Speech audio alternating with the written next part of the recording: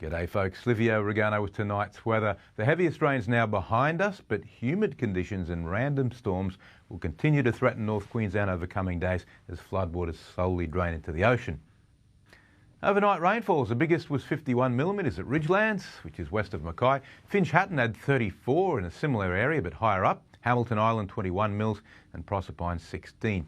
Temperatures today for the Central Coast and Highlands 25 to 31 degrees at Mackay Airport, with most other stations in a similar range.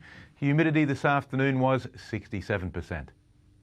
Moving to the satellite loop now, you can still see those thick rain-bearing clouds across the Queensland tropics. The severe thunderstorm this morning through the Daintree has been cancelled. There were some very still storms there for several hours, just dumping down rain. But most of it's breaking up now and starting to move west. In the southeast, it's generally dry, though we did see a couple of showers and storms through the granite belt last night.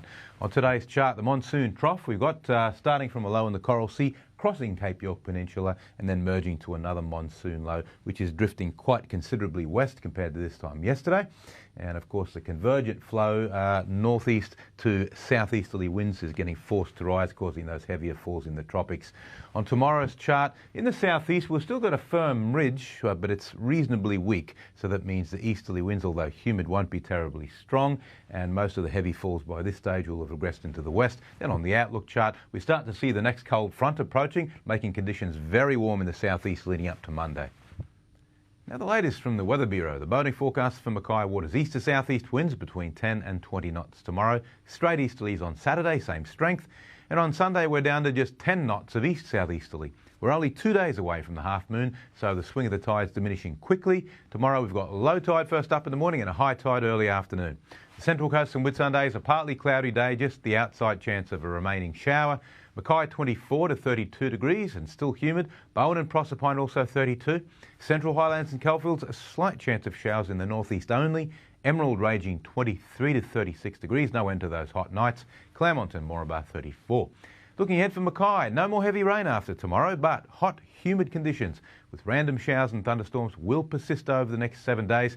No sign of a cool change, I'm afraid. Well, I'm still sifting through all the weather photos that have accumulated in my mailbox while I was away. Some of them very skillfully taken and thankfully not just sunrises and sunsets. I'll start flashing them up on screen next week, but keep the good ones coming. Here's Scott Hillier with the fishing report. Yeah, thanks, Livio. Well, on everyone's lips, this Saturday, the 1st of Feb, on the east coast of Queensland, the barramundi season is officially open. Now, most rivers and creeks are running a bit of fresh. This has stirred some really big fish up. Live baiting, casting lures will be popular. Here's a couple of tips. Now, as I mentioned earlier, that bit of fresh in the rivers and creeks should see some really good quality barramundi on the move. The runoff drains filtering into the main rivers are providing a good opportunity to cast a few lures in, because these areas are where the barramundi are there chasing a bit of a feed. Now, Rob and Linda Wells were over the moon when they spent a day with JC's Guided Sports Fishing last barramundi season, rewarded with these couple of great barra. Well done, team. Now, a popular method for chasing barramundi will be live baiting, and if you can get yourself some prawns, they can't resist. Now, the rig. Paternoster or dropper rig. Now, the weight of the sinker is determined by how much current or run there is. About a half a metre up, you have your hook. Now, to place your live prawn on with your nice sharp hook, you just pop it through the back knuckle like that, and that's how your prawn sits on the line like that. If you get smaller prawns, don't be afraid to throw 2 or 3 prawns on the one rig, but it's the dropper rig, live prawn, barra can't resist it.